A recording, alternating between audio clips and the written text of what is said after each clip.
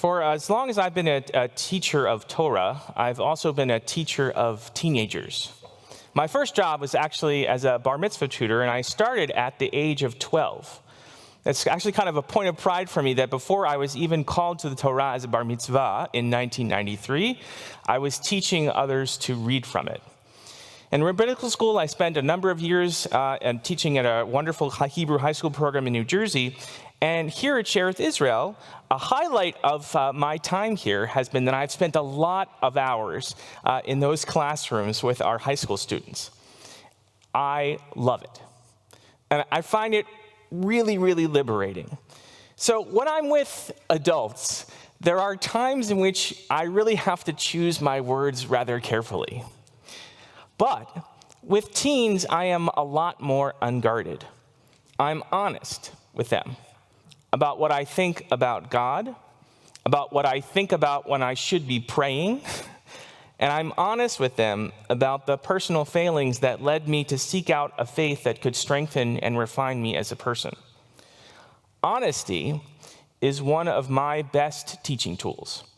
And because teens tend to be on the threshold of becoming aware of the messiness of the world as it is, instead of the tidy picture presenting to them as children, it serves me particularly well on Sunday morning. I should point out that our Torah reading this week is replete with messiness. It speaks of unloved and captive wives, disinherited inherit descendants, and failed marriages. It also teaches us about rebellious children. One of my favorite moments of honesty in teaching our teens is revealing to them the parts of the Torah we conveniently left out when we were teaching them about the patriarchs and the matriarchs, covenants and laws, promised lands and wildernesses. Usually, my first stop on this tour of surprising sections of the Bible is in this week's Parsha. It's Devarim 21:18-21, the law of the Ben Sorer Moreh, the wayward and defiant child, who does not heed his father or mother and does not obey even after they discipline him. His father and mother are instructed to bring him before the elders at the gates of the town, profess his propensity to engage in food and alcohol, and watch as he is stoned to death, sweeping out a great evil, the Torah tells us, and instilling fear in those who are tempted to follow the wayward son's example. How many of you have heard of this law? I ask my motley crew of 14 or 15-year-olds, most of whom look much more awake than they did when they walked in the door. No one raises their hand. And again, how many of you would still be here if we actually observed it? Once again, no one raises their hand. And what usually follows is a great conversation about how our Torah has evolved over the millennia. I explain how the rabbis of the Talmud, through linguistic magic, essentially made the case of the wayward and defiant rebellious son an impossibility. According to our sages, to be guilty of rebelliousness, at least the kind that would lead to stoning, the son must consume a ridiculously large amount of undercooked meat in one sitting. He must drink a precise measure of unwatered wine, which, by the way, no one in the ancient world drank, and he must be warned by his parents in unison. Unison in words and in pitch, meaning that, in other words, the mother and the father must sound exactly the same, and so on. But they ask, if this law was never meant to be carried out, why is it in the Torah in the first place? To answer that question, I refer them to a law that was listed just previously to the Ben Sorer Moreh in verses 15-17. If a man has two wives, one loved and the other unloved, when he wills his property to his sons, he may not treat the firstborn, the son of the loved one, in disregard of the son of the unloved one who is older. Does that sound familiar? I ask my students. Blank stares. Rachel and Leah, you ever hear of them? The rival wives of our third patriarch, Jacob insisted on favoring his oldest son of his favorite wife, Rachel, whose name was Joseph, the one with the musical, the amazing Technicolor Dreamcoat. Eventually, his half-brothers get tired of their upstart young brother, and he almost ends up dead at the bottom of the pit. Our law, at least in theory, prevents that from happening by insisting that birth order must be respected, no matter who is loved or unloved.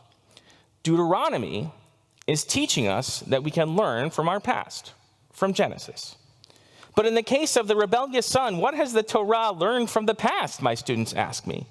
That whenever our parents get annoyed at us, they can take us to your office and ask if it's okay to stone us? Well, no, I reply. Genesis taught Deuteronomy about how to preserve shalom bayit, peace in the home, by respecting birth order, for example. Deuteronomy taught the rabbis that the solution to difficult children is not punishment, but something much more powerful. Bribery, they ask? Not exactly. A father once came to the very famous rabbi, the Baal Shem Tov, the founder of Hasidism, with a problem concerning his son.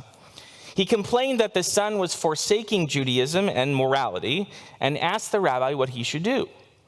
The Baal Shem Tov answered, "Love him more." I remind myself of that every Sunday before I walk into class with these kids. I'm just kidding, guys, right? If you wanted to forsake morality, you probably wouldn't be hanging out with me on a weekly basis, I say to them. The point is that our tradition is constantly reflecting on itself and improving on itself, and not just our tradition, but God himself. God learns from his mistakes, they ask me? Absolutely. God floods the earth. He sees that maybe that wasn't the best idea. He promises never to do it again. God destroys entire cities like Sodom of Gomorrah in a blaze of fire, and he turns Lot's wife into a pillar of salt for looking back as she flees. And despite Abraham's plea for justice, God shows no mercy. But hundreds of years later, he threatens to destroy the city of Nineveh in the book of Jonah and sends Jonah to warn them to repent, to do tshuva, to annul the severity of the decree. And one more thing. To us, the law of the wayward and defiant son seems cruel and inhumane. But look closely at the words, at what the law insists upon. It requires the parents to bring their son to the town elders at the gates, the most public part of the town. Why? Maybe to prevent the parents from carrying out the punishment on their own. Maybe the Torah is relying on the elders to calm the parents down, to be objective witnesses to the son's behavior, to slow things down before their anger and their disappointment in their child and in themselves, probably, causes them to do something that will destroy their family. Maybe, just maybe, this law in Deuteronomy is version 2.0 of this idea. My guess is that version 1.0, if it existed, allowed parents to carry out this terrible sentence against their son without consulting anyone. Oh, I get it now, Rabbi. If we didn't preserve these original stories and laws that make us so uncomfortable, we wouldn't be able to show that we've learned from our mistakes. Exactly right.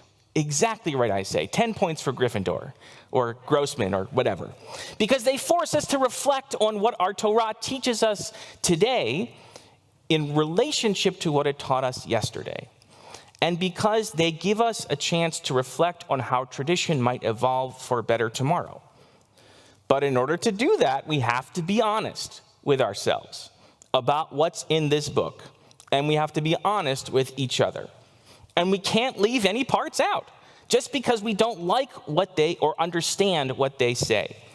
Because without honesty, there can be no learning and there is no growth. On Sunday mornings, honesty is easy. It's fun. It allows me to catch my students off guard and to earn their trust. But in this month of Elul, this season of contemplation as we prepare for the heavenly judgment that comes on Yom Kippur, honesty is much harder to come by. I find that it is much less of a challenge to be honest with others than it is to be honest with ourselves. But just as in Torah, honest study can reap tremendous insight and reward, honesty in self-reflection can lead to something even more elusive: change. Change for ourselves and change for the better world around us that so desperately needs it. Shabbat Shalom. We'll continue with Chatzi Kaddish before Musaf, page 184. Please rise.